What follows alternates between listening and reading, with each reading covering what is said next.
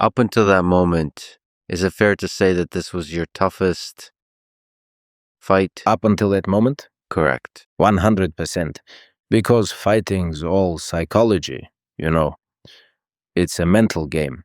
Mentally speaking, that was my toughest fight. At that point, yeah. But a tougher fight came later. With Gagey? With Gagey.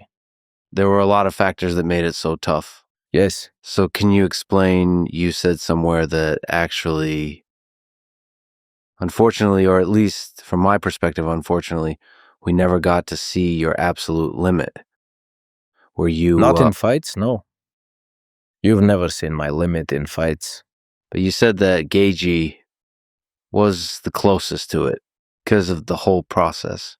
Can you explain why it was a tough fight, your last one? First and foremost, it was because I had lost my father. It was hard to pull myself together. Everything piled up at once. My father was gone. And training without my father?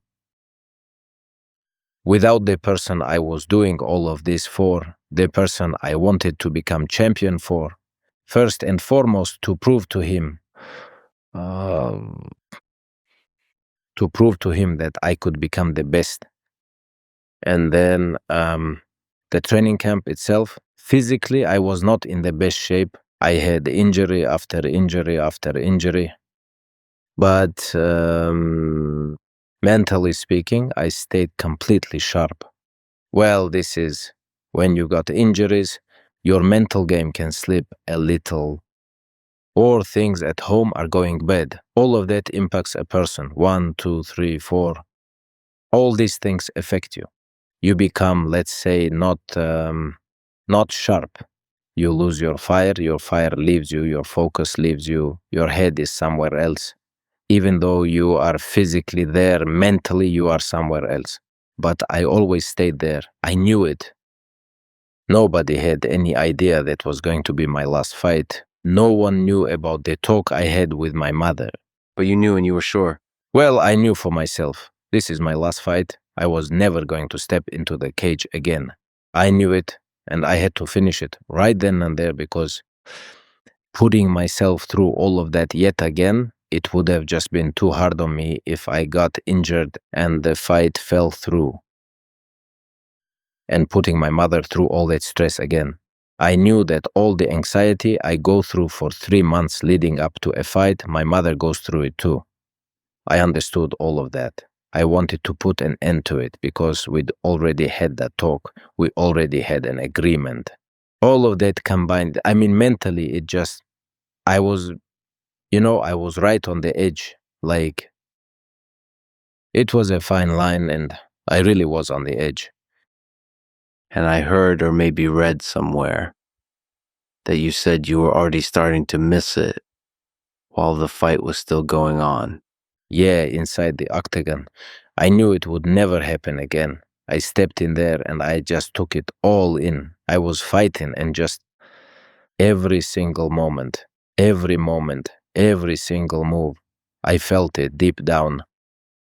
And in my head, I already knew this was the final run. Everything I'd been doing my entire life, it all came down to this, that competitive rush. I'll never feel that anywhere else. I knew deep down this was my last fight. What kind of feelings were those? I've never felt anything like that again. Those feelings could only be experienced right there, on that exact day, that very evening, with that opponent, inside that cage. I've never had them before that night, and never had them since, and I don't think I'll ever be able to feel that way again. I think Buvaisar said that these feelings, standing on the podium, becoming an Olympic champion, you only feel them in that moment when they announce you. You step onto the podium. That's it. They announced you. You won. You live. That's it. You only feel them there. You don't feel them anywhere else. And athletes live for those feelings. They train their whole lives for them. Do you ever think about that? That in our lives, if we're lucky, we only get maybe 1 or 2 moments like that, at that absolute peak. Yes, very rarely. It's so rare. What is happiness really? The way I see it is when you experience certain feelings for a very short time. You can't be constantly happy. Like, You achieve something and then you're happy for years. It just doesn't work that way.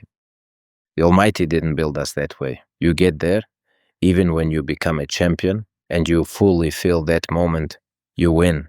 And then you wake up the next morning and that's it. Is that all I worked for? There's nothing more like that. Like, can I have seconds? You can't have seconds. It's like in our cafeteria. Can I have seconds? So well, you become champion. You win. Then you wake up the next day. That's it. Your daily routine continues. It doesn't end. You've already got different things going on, different problems, other tasks now, and you're like, it all went by so fast. Then you wake up the next day, pack your bags, head to the airport, fly out, land back home. Everyone's celebrating. And just like that, the next day, everyone's gone. That's it. Everyone lives their own life. And, well, but later on, there are moments, well, when you still feel the impact of that success, let's say public recognition, for example, people's recognition, and recognition is legacy. A lot of people get it twisted when we start talking about legacy. What even is a legacy? What does legacy mean, right? For me personally, it is public recognition. Like when people come up to you, like parents come up with their kid and they say, you inspire our son to get into sports. You're a real role model for him. And in that exact moment, it's like you start to realize that none of this was in vain. But here's the thing. Does everyone approach every champion like that? Every successful person? Do people even come up to them at all? That's the question. There are people who became champions. There are people who rose to the top of their field, but they just don't inspire anyone. And, well, people look at you like, yeah, you were a champion, but nobody wants to be like you. There are so many people like that who achieve success, but they don't inspire the younger generation because the youth, they look at you and they just don't see you as a good person. And looking at it that way, sports, it's such a double-edged sword. They lost themselves in it when they became champions. Or maybe they never truly were.